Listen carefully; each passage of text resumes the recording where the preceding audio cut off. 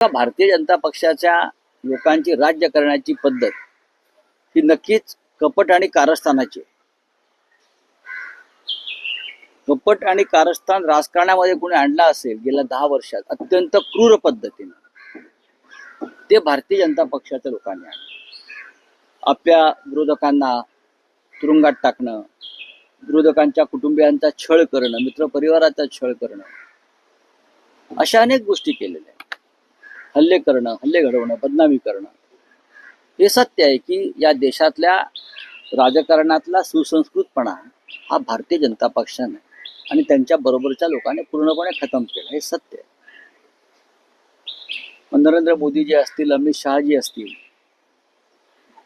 महाराष्ट्रात अर्थात देवेंद्र फडणवीस यांनी निर्माण केलेला राजकारणाचा नवीन एक पॅटर्न आहे.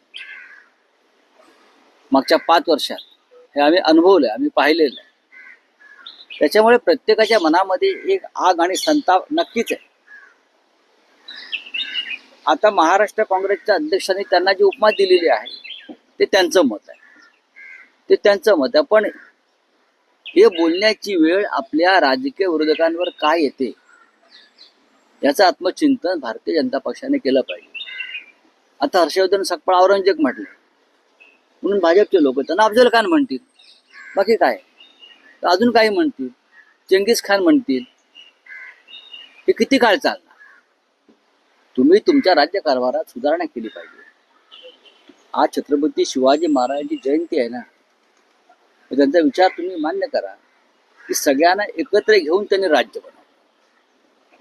त्यांनी सगळ्यांना एकत्र घेऊन हे राज्य बनवलं, हिंदवी स्वराज्य बनवलं, म्हणून हे राज्य निर्माण झालं आणि टिकलं.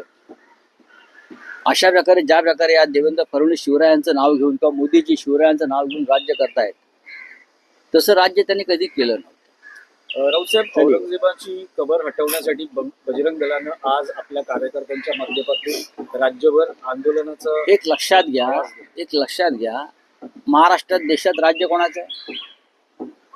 राज्य कोणाचं? त्यांचंच आहे ना, त्यांच्याच पक्षाचं आहे ना. मोदी आणि देवेंद्र फडणवीस हे कोणाचे आहेत? याच विचारांच्या लोकांचे आहेत, हिंसक हिंदुत्ववाल्यांचे आहेत. मग त्यांना अडवलं कोणी कबर हटवायला? शासनाने हटवावी ना. मारामाऱ्या कशाला करताय? नाटकं कशाला करताय? लोकांना त्रास का देताय? सांगा RSSला फरमान काढा म्हणून.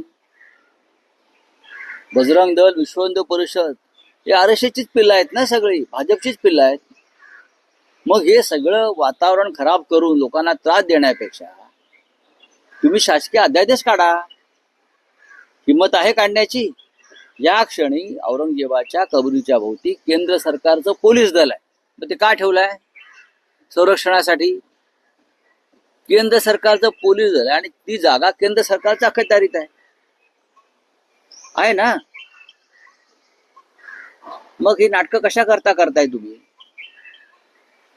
तुम्ही आजचा अग्रलेख वाचा सामनाचा.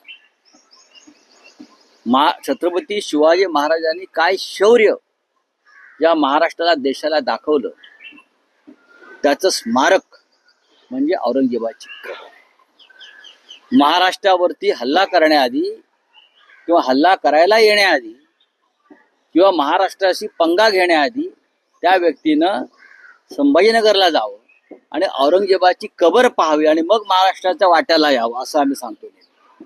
आमच्या अंगावर येत्या महाराष्ट्राच्या. आधी जा औरंगाबाद, संभाजीनगरला.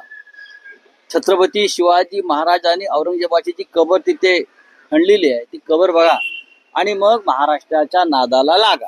हा इतिहास आहे. ज्यांना इतिहासाचं भान नाही बरं का, असे सगळे इतिहासाच्या बाबतीत रंडके असलेले लोक जे आहेत बरं का, ते हे करतायत. अफजल खानाचा कोथळा महाराजांनी काढला ना. इतिहासाला ते पिढीला माहित पाहिजे की छत्रपतींनी अफजल खानाचा कोथळा काढला. त्याचं थडगं प्रतापगडाच्या पायथ्याशी आहे. लोकांनी जाऊन पाहायला पाहिजे याचा कोथळा महाराष्ट्रानं काढला. हे ड्युटी पोरं आहेत सगळी, यांना पैसे पुरवतात हे सगळे काही लोक आणि उद्योग करतात. इतिहास नष्ट करण्याचं काम चालू.